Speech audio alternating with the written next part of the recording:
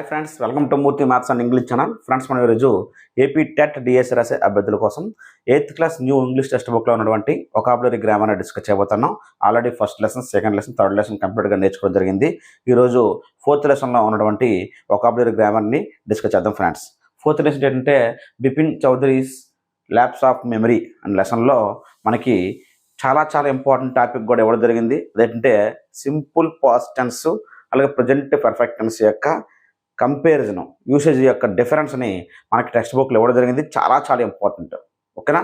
Video చివరి వరకు skip చేయకుండా వాచ్ చేయండి. చూసిన ప్రతి ఒక్కరు కూడా లైక్ చేయండి, మీ ఫ్రెండ్స్కి షేర్ చేయండి. ఫ్రెండ్స్, మనకు ముందుగా ఈ లెసన్లో have to, has to, had to గురించి ఇవ్వడం జరిగింది. అసలు ఈ have to, has to, had to ఎలా ఉపయోగిస్తాం అంటే హ్యావ్ టు, హ్యాజ్ టులని ప్రస్తుతము ఒక పని చేయాలి లేదా ఒక పని చేయాల్సి ఉంది అని చెప్పినప్పుడు హ్యావ్ టుని, హ్యాజ్ టుని ఉపయోగిస్తాం. మరి హ్యాడ్ టుని ఎప్పుడు ఉపయోగిస్తాం అంటే గతంలో పని చేయాల్సి వచ్చింది అని చెప్పేటప్పుడు హ్యాడ్ టుని ఉపయోగిస్తాం. సో ఇక్కడ హ్యావ్ టు అన్న హ్యాజ్ టు అన్న ఒకటే. హ్యావ్ టుని ఎప్పుడు ఉపయోగిస్తాం అంటే సబ్జెక్టు ఐ కానీ, వీ కానీ, యూ కానీ, దే కానీ సబ్జెక్టు ప్లూరల్ అయినప్పుడు ఐ ఎక్సెప్షన్, ఐ కూడా ఉంటుంది, మిగతా ప్లూరల్ అనమాట. So I, we, you, they subject అయినప్పుడు హ్యావ్ టు రాయాలి. హ్యావ్ టు తర్వాత అయినా, హ్యాజ్ టు తర్వాత అయినా, హ్యాడ్ టు తర్వాత అయినా వెర్బ్ వన్ రాయాలి, వి వన్ రాయాలి. అలాగే హ్యాజ్ టు అప్పుడు ఉపయోగిస్తుంటే సబ్జెక్టు హీ, షీ, ఇట్ అంటే థర్డ్ పర్సన్ సింగులర్స్ అయినప్పుడు హ్యాజ్ టు రాయాలి, తర్వాత వి వన్ రాయాలి. హ్యాడ్ టు అనేది సింపుల్ పాస్ట్ టెన్స్లో రాస్తాము. సబ్జెక్ట్ సింగులర్ అయినా ప్లూరల్ అయినా హ్యాడ్ టు అనే రాస్తాం, హ్యాడ్ టు. కానీ హ్యావ్ టుకి హ్యాజ్ టు మనం చూసుకోవాలి. హ్యావ్ టు అన్నా హ్యాజ్ టు అన్నా ఒకటే, ముందున్న సబ్జెక్టులు బట్టి మారుతాయి. ఓకేనా? ఇప్పుడు యాక్చువల్గా హ్యావ్ టు, హ్యాజ్ టు అని ఎక్కడ ఉపయోగిస్తాం అంటే ఆబ్లిగేషను, అలాగే రెస్పాన్సిబిలిటీ, నెసెసిటీ, ఆ పని చేయాలి, అది మన బాధ్యత అనుకున్నప్పుడు we have to pay the tax every year, ప్రతి సంవత్సరం తప్పనిసరిగా ట్యాక్స్ పే చేయాలి, అది మన బాధ్యత అనే సందర్భంలో హ్యావ్ టును ఉపయోగిస్తాం. టెక్స్ట్ బుక్లో మనకి ఏమిచ్చారంటే ఈ had to buy at least 5 books to last him through the work. అంటే ఇక్కడ హ్యాడ్ టు బై అంటే అట్లీస్ట్ 5 books అంటే కనీసం 5 పుస్తకాలని అతను కొనాల్సి వచ్చింది. అంటే గతంలో ఇవన్నీ స్టోరీలు ఇచ్చిన లైన్లు కాబట్టి, జరిగిపోయాయి కాబట్టి had to plus V one ఉపయోగిస్తాం. ఈ విధంగా హ్యాడ్ టు ప్లస్ వి వన్ని గతంలో ఒక పని చేయాల్సి వచ్చింది అని చెప్పేటప్పుడు ఉపయోగిస్తాం. Bipin had to ask Chuni to leave అంటే బిపిన్ చునీని ఇక్కడి నుంచి వెళ్ళిపోమని అడగాల్సి వచ్చింది, హ్యాడ్ టు ఆస్క్. ఓకేనా? Had to ask. అయితే మనకి టెక్స్ట్ బుక్లో కొన్ని బ్లాంక్స్ ఇచ్చి ఆ బ్లాంక్స్లో have to, has to, had టుని ఫిల్ చేయమన్నాడు. చూద్దాం. I dash cut my hair every month. ప్రతి నెల నేను నా తలని కట్ చేసుకోవాలి అంటే బాధ్యత, ఆబ్లికేషన్. ఓకేనా? ఎవ్రీ మంత్ అంటే అది సింపుల్ ప్రజెంట్లో చెప్పాలి. సింపుల్ ప్రజెంట్లో చెప్పాలి అంటే హ్యావ్ టు కానీ హ్యాజ్ టు కానీ చెప్పాలి. హ్యావ్ టు, హ్యాజ్ టులో ఏది వాడాలంటే ముందున్న సబ్జెక్ట్ బట్టి రాయాలి. ముందున్న సబ్జెక్ట్ ఏమిచ్చాడు? ఐ, కాబట్టి హ్యావ్ టు రాయాలి. I have to cut my hair every month. ప్రతి నెల నేను నా తలని కట్ చేసుకోవాల్సి ఉంది అని మా బాధ్యత అనమాట. ఓకేనా? Next we dash go for swimming lessons last year. ఇక్కడ క్లియర్గా లాస్ట్ ఇయర్ అని చెప్పాడు. సో గతాన్ని గురించి చెప్పాడు. గతం గురించి చెప్పాడంటే హ్యాడ్ టు రాయాల. We had to go for swimming lessons last year అంటే గత సంవత్సరం మేము స్విమ్మింగ్ లెసన్స్కి వెళ్ళాల్సి వచ్చింది అని అర్థం. నెక్స్ట్ అండి, she dash tell the principal the truth. ఆమె ప్రిన్సిపల్కి నిజం చెప్పాలి. ఓకేనా? సో ఈ విధంగా ఎక్కడ కూడా ఇక్కడ పాస్ట్ టెన్స్ ఇండికేషన్ లేదు కాబట్టి మనకి హ్యావ్ టు కానీ హ్యాజ్ టు కానీ రాయాలి.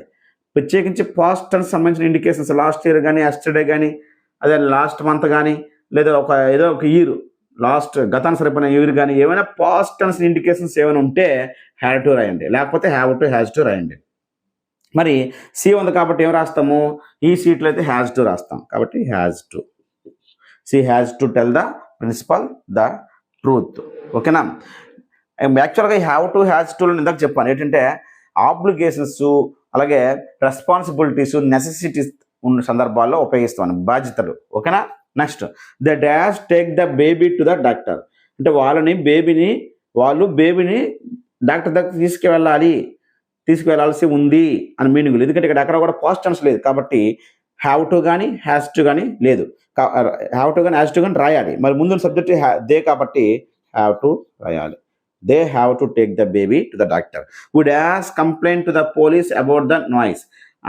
నాయిస్ బాగా అక్కడ శబ్దము అక్కడ డిస్టర్బెన్స్గా ఉంది, దాని గురించి తప్పనిసరిగా మేము కంప్లైంట్ చేయాలి, పోలీసులకి చేయాల్సి ఉంది అని మీనింగ్లో చెప్పాలి. ఎందుకంటే ఇక్కడ ఎక్కడ కూడా పాస్ట్ టెన్స్ ఇండికేషన్స్ లేవు కాబట్టి హ్యావ్ టు హ్యాస్ టు రాయాలి. వీ ఉంది కాబట్టి హ్యావ్ టు రాయాలి. We have to complaint to the police about the noise.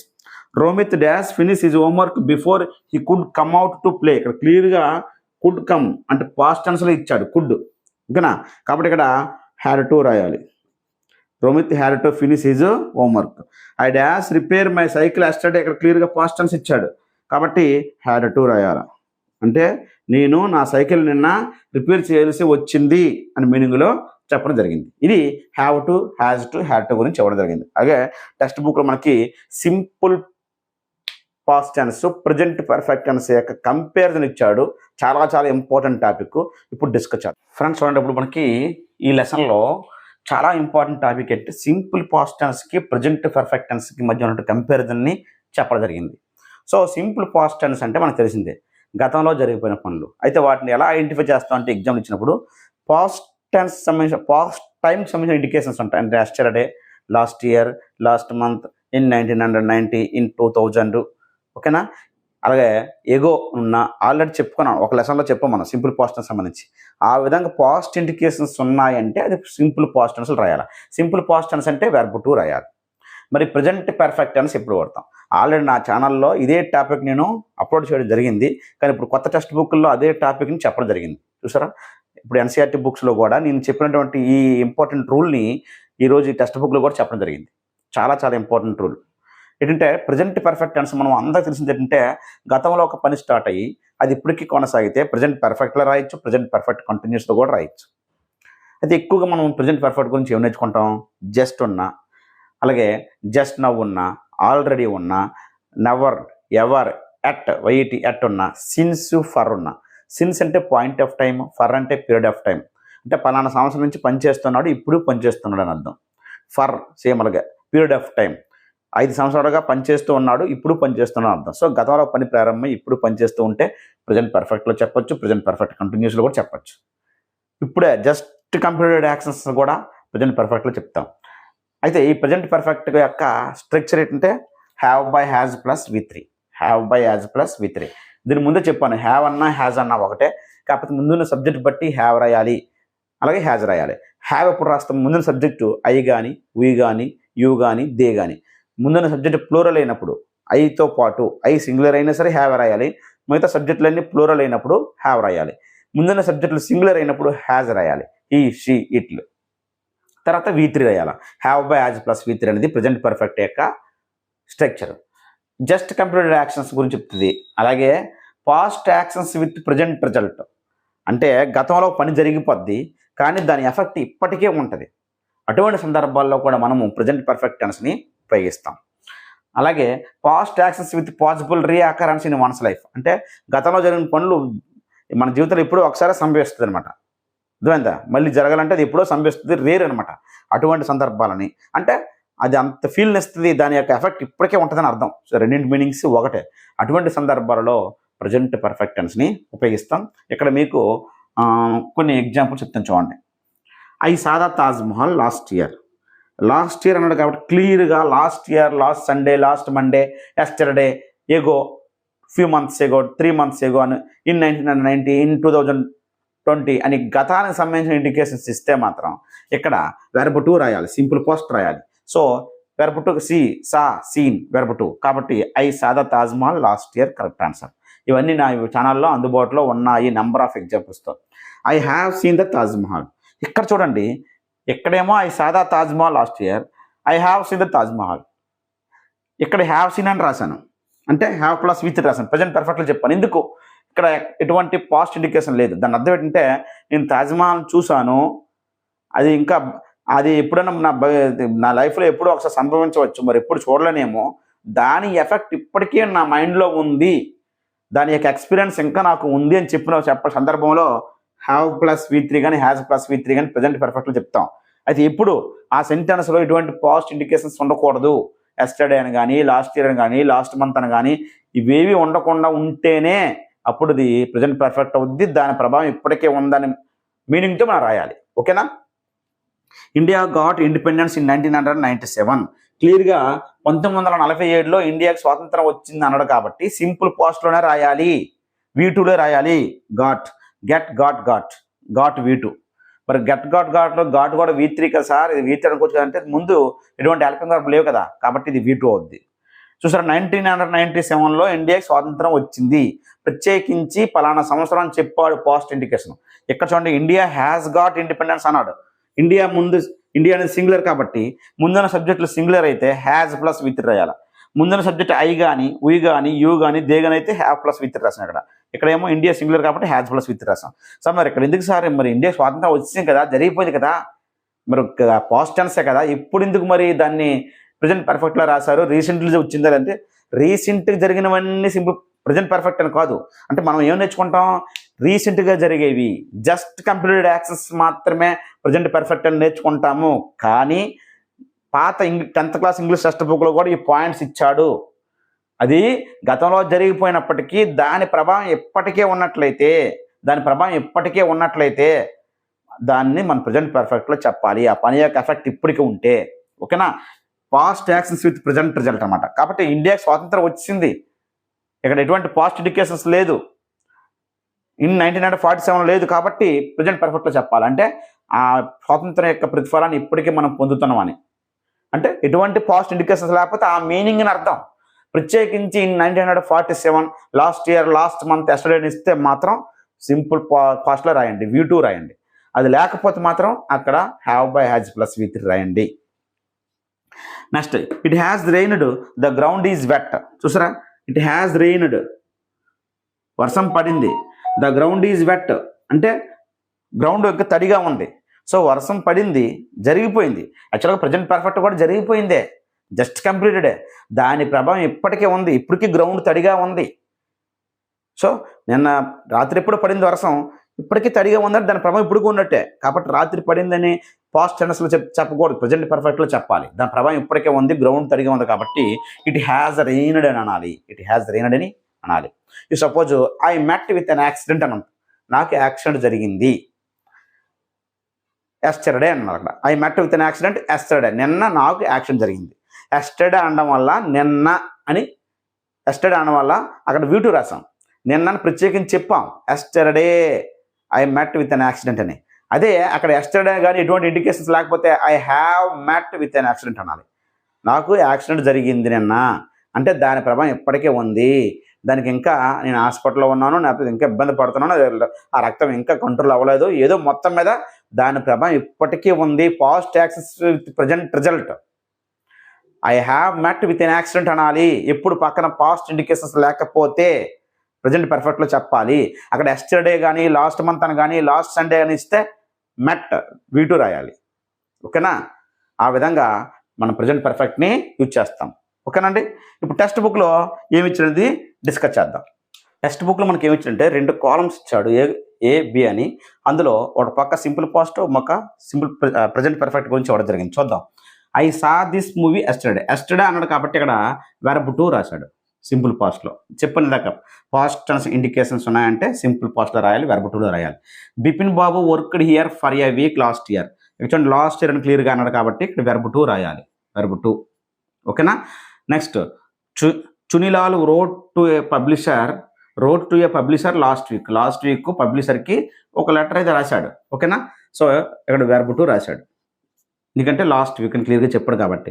I visited Ranchi once long ago అంటే నేను ఎప్పుడో లాంగ్ ఎగో అన్నాడు కాబట్టి ప్రత్యేకించి పాస్ట్ టెన్స్ ఇండికేషను అప్పుడు రాయాలి విజిటెడ్ అని రాయాలి, verb to. ఓకేనా? verb to. So past tense indications ఉన్నాయంటే అవి కంప్లీట్ అయిపోయినట్టు, వాటి ఫలితం ఎఫెక్ట్ ఇప్పుడు లేనట్టు, జరిగిపోయింది అనమాట. అదే పాస్ట్ టైం ఇండికేషన్స్ లేకపోతే అది గతంలో జరిగినప్పటికీ దాని ప్రభావం ఇప్పటికే ఉందని అర్థం. ఓకేనా? చూద్దాం. ఇప్పుడు ఇటుపక్క ఏమి ఇచ్చాడంటే I have seen this movie already. Have seen అన్నాడంటే ప్రజెంట్ పర్ఫెక్ట్.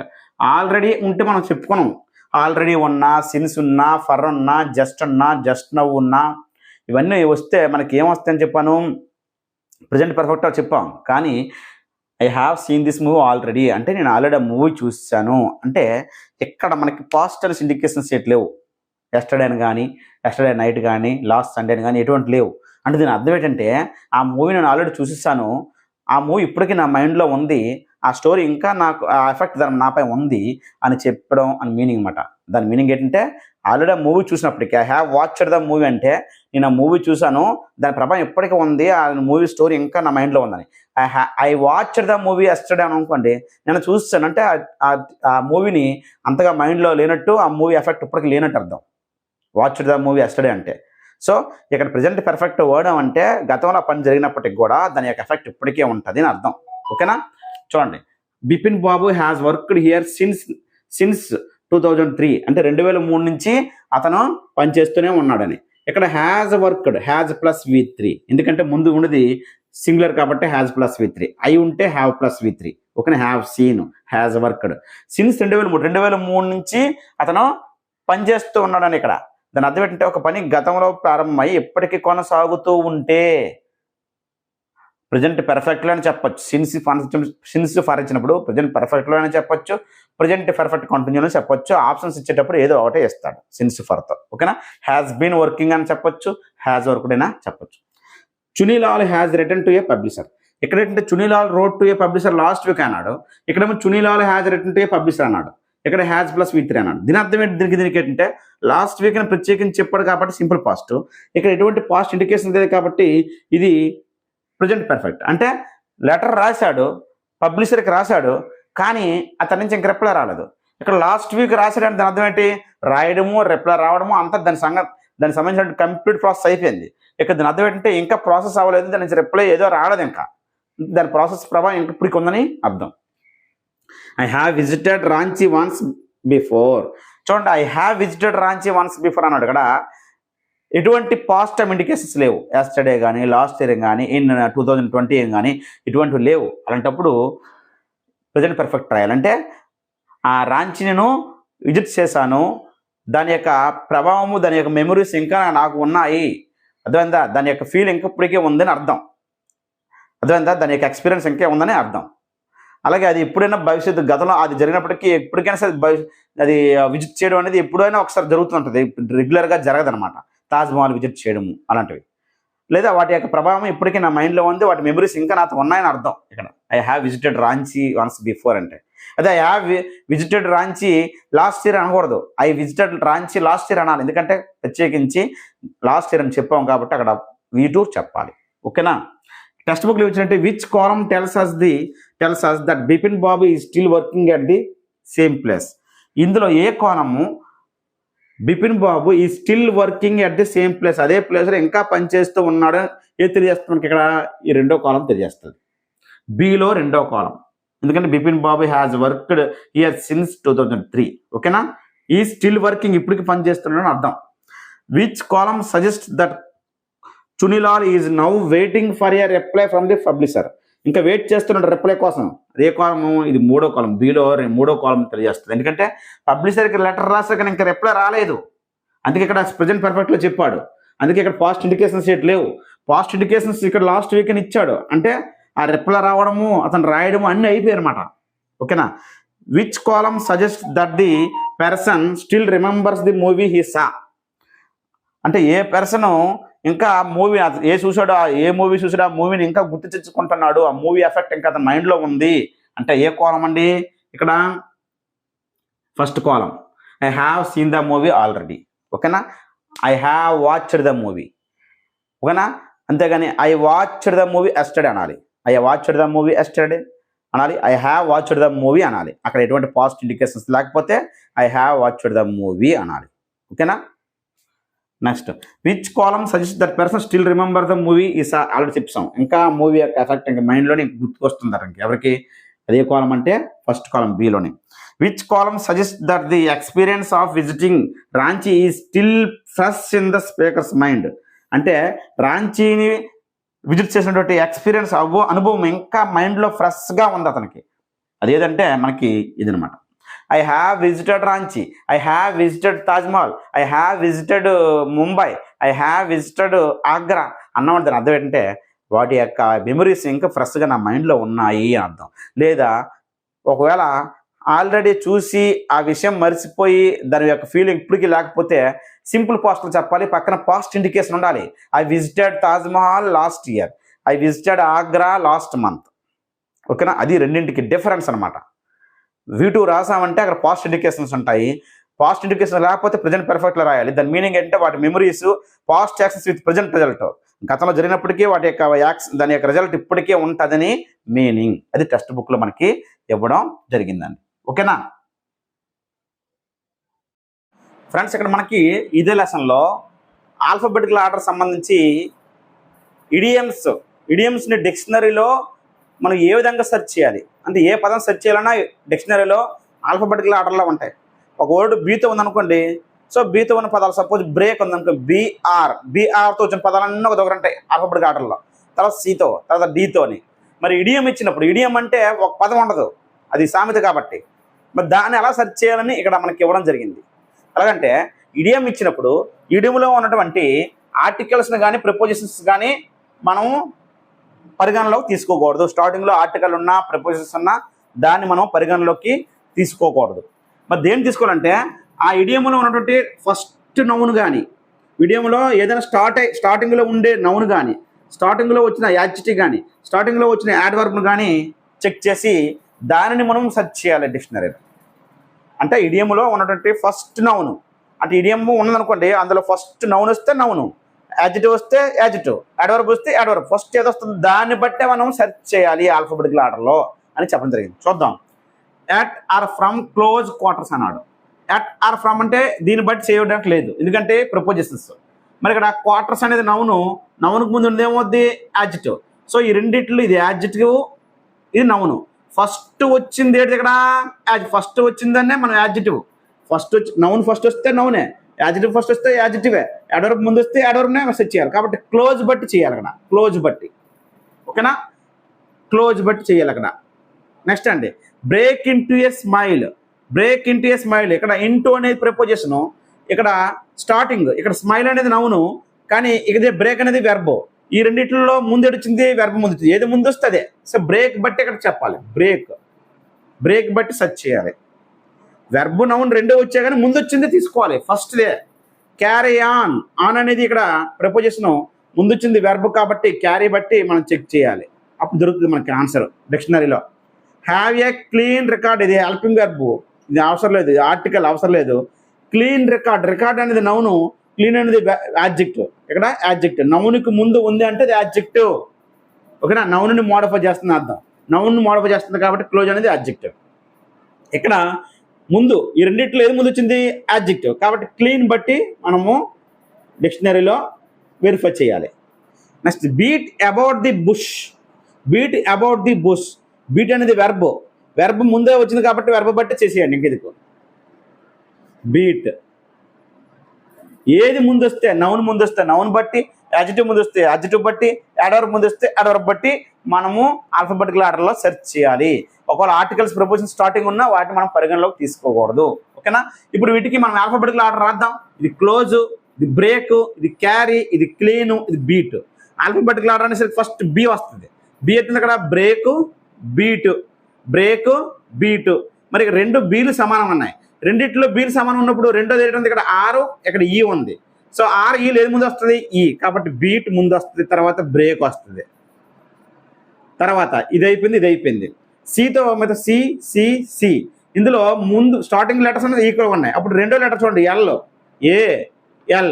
ఏ ముందు వస్తుంది, క్యారీ.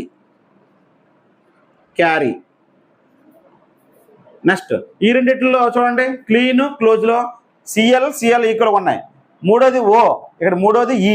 సో మొదటి రెండు ఈక్వల్ అయినప్పుడు మూడో చూసుకోవాలి, ఓ ఈ, ఏది ముందు వస్తుంది ఈ, కాబట్టి క్లీన్, చివరన క్లోజ్. ఈ విధంగా ఆర్డర్లో మనకి డిక్షనరీలో రావడం అనేది జరుగుతుంది. ఓకేనా, ఇది మన టెక్స్ట్ బుక్లో ఇచ్చినటువంటి వొకాబులరీ అంటే గ్రామర్ అండి. Thank you.